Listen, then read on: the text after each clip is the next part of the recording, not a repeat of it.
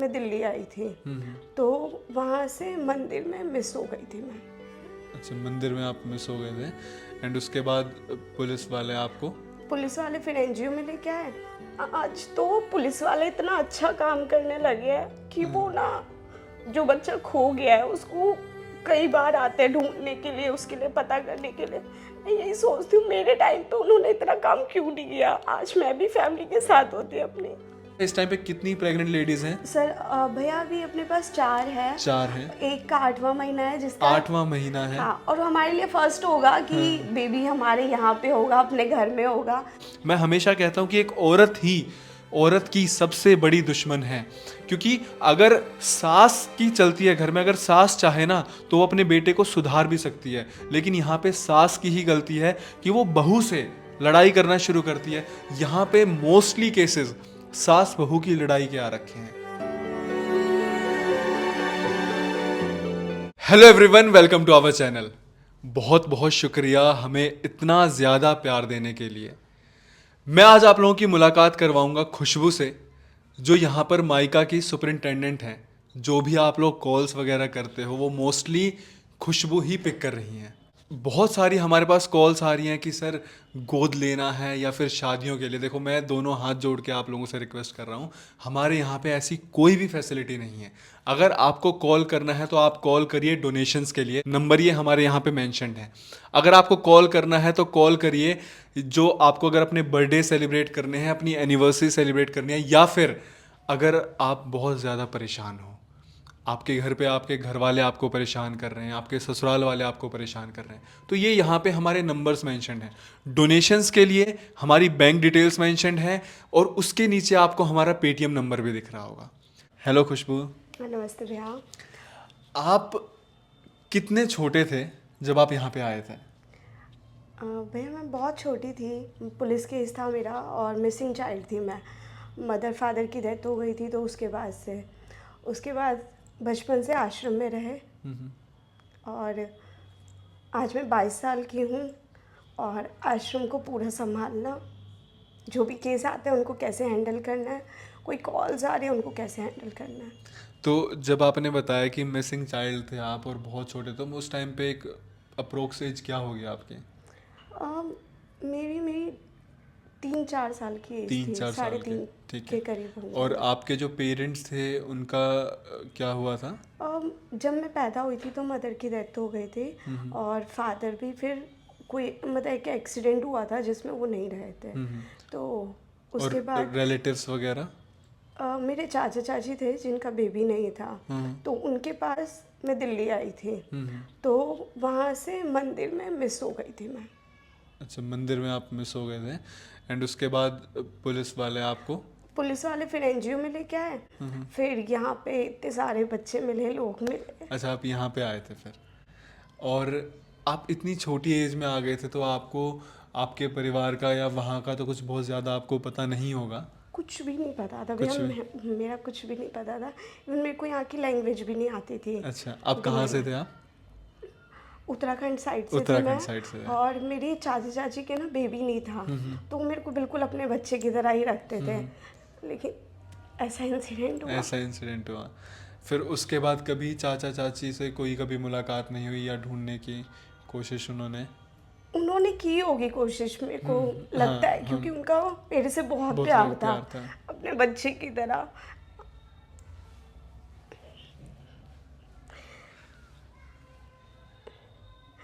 आज तो पुलिस वाले इतना अच्छा काम करने लगे हैं कि वो ना जो बच्चा खो गया है उसको कई बार आते हैं ढूंढने के लिए, उसके लिए पता करने के लिए।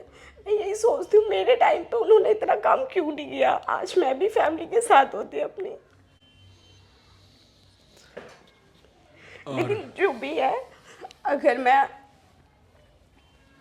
अपने घर पे होती तो मुश्किल से मेरे फैमिली मेम्बर कितने होते हैं, मेरे जो रिलेटिव्स होते हैं वो 50-60 इतने ही होते हैं। आज मेरा 150 लोगों का परिवार है। मैं यहाँ पे बहुत खुश हूँ।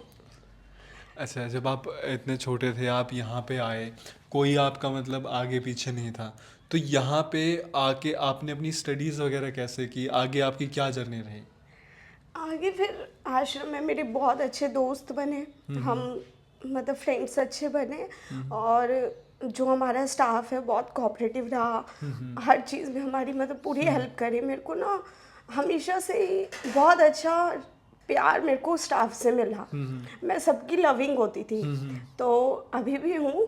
तो बहुत सब मतलब जितने भी स्टाफ रहे उन्होंने बिल्कुल अपने बच्चे की तरह ही प्यार किया। और आज मतलब मेरे पास एक पिता है, अविनाश भैया, जो मेरा बहुत ख्याल रखते हैं, बहुत ज़्यादा। इतना मेरे रियल पेरेंट्स होते वो भी नहीं रखते। अच्छा, आपने 18 साल यहाँ पे मायका में सर्व किया है, जिसमें आपने अपनी पढ़ाई भी की और उसके साथ साथ आपने मायका को भी संभाला। तो आप मेरे को ये बताइए खुशबू कि आपने इस जर्नी में यहाँ पे मायका में क्या क्या देखा। भैया जब मैं यहाँ पे मतलब 10th क्लास में थी जब मैं, तो धीरे धीरे ना हमें कोई ना कोई ऐसा काम दिया जाता है जिससे हम मतलब हमारे अंदर लीडरशिप क्वालिटी आए। तो सबसे पहले मेरे को काम दिया गया था स्टोर का, स्टोर इंचार्ज का, जिसको पूरा मेंटेन करना था, क्या सामान किसको ज़रूरत है वो चीज़ें देनी थी। तो वो सारा काम मैं संभालती थी। उसके बाद मेरा इंटरेस्ट कुकिंग में आया, तो मैं कुकिंग का यहाँ पे संभालने का स्टार्ट किया। उसके बाद मैंने डिप्लोमा किया HM पूसा से। अच्छा। और फिर उसके बाद धीरे धीरे ना मतलब जो स्टाफ थे, एक दीदी थी नेहा दी जो यहाँ पे इंचार्ज थी, तो उनका बेबी हो गया, तो वो मतलब रेस्ट पे चली गई घर पे। तो उसके बाद धीरे धीरे काम ना मतलब टीम तो पूरी बटी हुई है, लेकिन मेरा ना दीदी के साथ जो भी स्टाफ रहे उनके साथ अच्छा रहता था। तो मैंने धीरे धीरे सीखना स्टार्ट किया जिस तरह से वो सारी चीज़ों को हैंडल करते थे। फिर उसके बाद जो भी केस वगैरह आते थे, पहले तो छोटी मोटी चीज़ें मेरे से कराई जाती थी। मतलब मेरा खुद इंटरेस्ट आता था, ऐसा नहीं था कि मेरे को फोर्स किया जाता था। उसके बाद जब दीदी चली गई तो मतलब काम आया, अब पता नहीं मैं कैसे आगे निकल आई इस चीज़ में। और आज केसेस आते हैं ना तो मैं उनको हैंडल करती हूँ। मैं पता है सबसे पहला यही सोचती हूँ, खुशबू कभी ना आप भी उस जगह पे हो सकते हो, तो आपको इस तरह से हैंडल करना है कि उसके साथ गलत ना हो। उस जगह पे आप भी हो सकते हो, तो उस केस को ऐसे हैंडल करो कि उसकी लाइफ क्या है, कभी आप भी उस जगह पे हैं। तो इस तरह से मैं करती हूँ। जैसा खुशबू ने बताया ना कि यहाँ पे इन्होंने इतनी सारी चीज़ें सीखी कि स्टोर से लेके स्टोर संभालना, फिर उसके बाद कुकिंग का, ये ना मायका की खासियत है। ये नहीं है कि यहाँ पे ये कोई एक ऐसा अनाथ आश्रम खुला है जहाँ पे लाके और भीड़ की तरह भर दिया गया, आप यहाँ पे बस अपने जीवन के दिन काट रहे हो। ये ना पहली बात तो हम इसे कभी अनाथ आश्रम नहीं बोलते। ये जो एक पहल शुरू की अविनाश जैन जी ने, इसकी बहुत खासियत है कि यहाँ पे ना हम कभी भी किसी को ये फील नहीं करवाते कि आप अनाथ आश्रम में। इसका नाम क्या रखा गया, मायका, माँ का घर, कि एक तरीके से आप अपने माँ के घर में हो, आप बिल्कुल सेफ हो। यहाँ पे ना हर एक महिला, हर एक बहन बेटी को कुछ रिस्पॉन्सिबिलिटीज़ दी जाती है कि आपको ये रिस्पॉन्सिबिलिटी है, आपको ये संभालना है। उनको ना सिखाया जाता है, उनके अंदर लीडरशिप क्वालिटीज़ डाली जाती हैं ताकि लाइफ में किसी भी मोड़ पर वो कभी भी बेसहारा और अकेला ना फील करें। आज हम जहाँ बैठे हैं ना मायका में, यहाँ पे खुशबू ने 18 साल दिए हैं। उन्होंने अब तक अपने आगे 5,000 से ज़्यादा केसेस सॉल्व होते हुए देखे हैं। वो केसेस जो डाइवोर्स के कगार पे थे, या फिर वो केसेस जिनमें डाइवोर्स हो चुका था। यहाँ पर इसी रूम में बैठ के काउंसलिंग हुई, कितने सारे हस्बैंड्स और वाइफ्स को समझाया गया कि कुछ नहीं रखा इन डाइवोर्स वगैरह के चक्कर में। कई बार क्या होता है ना कि चाहे बातें कितनी बड़ी क्यों ना हो, वो फिर भी सिर्फ बातों से सॉल्व हो जाती हैं। वो काम किया है अविनाश जैन जी ने, यहाँ बैठ के पति को समझाना, पत्नी को समझाना, उन दोनों की काउंसलिंग की, और कैसे 5,000 से ज़्यादा केसेस, वरना ये केसेस अगर आज अविनाश जैन जी ने सोल्व नहीं किए होते तो ये कहीं कोर्ट कचहरी में इन फाइलों में दबे रह जाते हैं। क्यों खुशबू, सही कह रहा हूँ मैं? बिल्कुल भैया, बिल्कुल। अच्छा, आप मेरे को ये बताओ कि क्योंकि आपने 18 साल यहाँ सर्व किया है, मायका में आप रहे हो, आपने हर छोटी से छोटी लेके बड़ी से बड़ी चीज़ देखी है। मैं आपसे एक सवाल पूछता हूँ कि बहुत कॉमन बेसिक सवाल, कि ये मायका क्यों ज़रूरी है? अगर ये नहीं होता तो जो यहाँ पे ये महिलाएं, ये लड़कियाँ जो आ रही हैं छोटी छोटी से लेके बड़ी बड़ी, ये कहाँ जाती? भैया देखो मतलब अगर आज ये मायका नहीं होता तो कई लोग ना सुसाइड कर चुके होते हैं। आज इनकी हम जो है ना, हम लास्ट ऑप्शन है। भैया ये कहते हैं अविनाश भैया कि खुशबू हम जो है ना लास्ट ऑप्शन है हर किसी के, तो आपको इतना बेस्ट देना है। वो ही कहते हैं कि ना खुशबू इनको इतनी खुशियाँ यहाँ पे दे दो कि जब वो यहाँ से जाए ना तो ये दिनों को याद करे, और वो उनका जो वो खराब टाइम है वो कैसे सही हो जाए इन दिनों को ही याद करके। तो वो भैया मतलब इनको अपनी बहन, बेटी और हमें देवी की तरह पूछते हैं। मतलब वो किसी और से ना हमारे लिए कुछ सुन नहीं सकते। वो हमें डांट दे ठीक है, लेकिन कोई और बोले वो बर्दाश्त नहीं बिल्कुल भी। तो वही कहते हैं आप सब मेरी बेटियां हो, बहन है मेरी, तो खुशबू इनको कोई भी प्रॉब्लम नहीं होनी चाहिए। इनको इतना प्यार दे दो, जो चाहिए इनको वो सारी चीज़ें इनकी पूरी करो। तो इस तरह से बहुत प्यार से उनको रखा जाता है। अभी आप देखोगे तो अपने पास ना प्रेग्नेंट लेडीज़ भी है जिनके लिए अभी भैया सोच रहे हैं कि ना खुशबू इनके लिए अलग से एक कमरा बनाएंगे जिसमें टॉयलेट जो होगा वो अटैच होगा, ताकि इनको प्रॉब्लम ना हो। एक बेबी के लिए मतलब जब उनको मालिश वगैरह करनी होती है तो उसके लिए एक दाई ढूंढो कि जितना भी पैसा ले वो, लेकिन मतलब ये एक नई जिंदगी स्टार्ट करने जा रहे हैं, किसी को दे रहे हैं। आप लोग ये देखो कि ये हम बात कर रहे हैं अनाथ आश्रम की बात कर रहे हैं, ये कि यहाँ पे ऐसी ऐसी फैसिलिटीज हम सोच रहे हैं कि एक दाई रखी जाएगी। अच्छा, इस टाइम पे कितनी प्रेग्नेंट लेडीज हैं? सर भैया अभी अपने पास 4 है। 4 हैं। एक का 8वां महीना है जिसका 8वां महीना है। हाँ, और हमारे लिए फर्स्ट होगा कि बेबी हमारे यहाँ पे होगा, अपने घर में होगा। अपने पास तो 28 दिन की भी बेबी आई है, 10 दिन की भी बेबी आई है घर में, आपने बात की होगी उनसे। तो उनके लिए पूरा ऐसा अरेंजमेंट करने के लिए जा रहे हैं कि स्टार्ट हो गया है कि आगे कहते हैं जो इनके घर में हो गया वो सब भूल जाओ, कि किस माहौल में उन्होंने बेबी को पहले किया हो वो सब भूल जाओ। मेरे लिए एक नया है और इनको ऐसी मतलब फैसिलिटीज़ दे दो कि ये याद करें, और मतलब बच्चे को कुछ नहीं होना चाहिए। एक नई ज़िंदगी स्टार्ट हो रही है तो उसको कुछ नहीं होना चाहिए। और मदर मतलब कहते हैं कि 3 महीने तक ना बेबी जब हो जाता है तो मदर को बिल्कुल रेस्ट पे रखना चाहिए, वो सब चीज़ें। तो मैंने इनसे बात करी थी, मैंने सारी लेडीज़ को बुला रखा था कि अब ये प्लानिंग हो रही है, बेबी होगा, कैसे हम क्या करेंगे।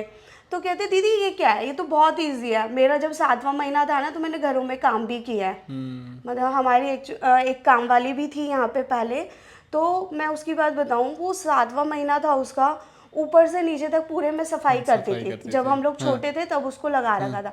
उसकी भी ये स्टोरी थी कि उसकी जो सास थी वो चाहती थी कि लड़का हो, और लड़का करते करते उसकी 7 बेटियां हो गई। और उसके बाद उसको जब बेटियां हो गई ना इतनी, और लास्ट में कुछ बचा नहीं कि अब ऑप्शन नहीं है, क्योंकि लड़की ने मना कर दिया कि मैं इतना नहीं कर सकती, क्योंकि वो झाड़ू पोछे का काम करती है। हस्बैंड ड्रिंक करता है, रिक्शा चलाता है, कभी गया कभी नहीं गया, इस तरह की उसकी स्टोरी थी। तो उसकी सास ने उसको घर से निकाल दिया उसके बाद। लेकिन उसका ये था कि उसकी सिलाई में बहुत अच्छा उसका हाथ था, तो मतलब उसको एक सिलाई मशीन दे रखी थी, और इस तरह से अब वो बहुत अच्छा अपना कर रही है। उसको एक जगह पे लगा भी दिया कि आप यहाँ पे बच्चे भी पढ़ सकते हैं और आप यहाँ पे जॉब भी कर सकते हो। तो आज उसकी लाइफ अच्छी है। इसी तरह से अपने पास एक लेडी थी जिसकी सिलाई में बहुत अच्छी रुचि थी, यहाँ पे वो करती थी सिलाई। उसका एक बेटा भी था। बेटा हम ना 7 साल से ऊपर के बॉयज़ को नहीं रख सकते हैं अपने घर में, तो उसको मतलब उसका सिलाई में पहले तो उसका कोर्स कराया 3 महीने का, यहीं पे स्टिचिंग का भी क्लास चलता है अपना। तो उसको फिर ना एक सिलाई मशीन दे दी, और आज उसने अपना मतलब किसी के ऊपर डिपेंड नहीं है, अपना खुद कमा रही है और बहुत अच्छे से रह रही है। तो इस तरह से भी बहुत सारे केसेस हैं। मैं हमेशा कहता हूँ कि the life which you are living is still a dream of millions, कि जो जिंदगी आप जी रहे हो ना, ये अभी भी ना लाखों करोड़ों लोगों का सपना है। क्योंकि हमें लगता है ना कि हमारी परेशानियां बहुत बड़ी हैं, पर हकीकत में ना आपकी परेशानियां कुछ भी नहीं है। यहाँ पे इतने सारे केसेस आए हैं, मैं जब उनसे बात करता हूँ वही कहानी कि पति मारते हैं, लड़की हो गई तो निकाल दिया। जब मैंने देखा ना कि 7-7 8-8 महीने की यहाँ पे प्रेग्नेंट लेडीज़ हैं, उनकी बताओ क्या गलती है?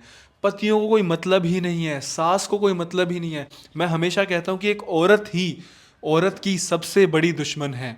क्योंकि अगर सास की चलती है घर में, अगर सास चाहे ना तो वो अपने बेटे को सुधार भी सकती है, लेकिन यहाँ पे सास की ही गलती है कि वो बहू से लड़ाई करना शुरू करती है। यहाँ पे मोस्टली केसेस सास बहू की लड़ाई के आ रखे हैं। उसके बाद क्या कि सास बहू की लड़ाई होती है, उसके बाद पति आके मारने लग जाता है। एक औरत ही औरत को नहीं समझ रही है। अच्छा, मैं आपको बताता हूँ कि मायका अगर आज ये नहीं होता तो ये सारी जो लेडीज हैं इनका क्या होता।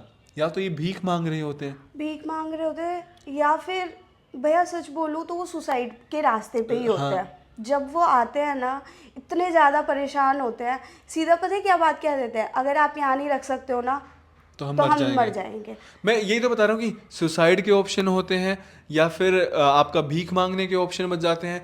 तीसरा क्या होता है कि बहुत सारे यहाँ से लड़कियां जिनको भाई कोई आसरा नहीं मिल पाता, घूम फिर के लास्ट में उनके पास मजबूरी होती है, वो रेड लाइट एरियाज में जाते हैं। और यही कहानी रही है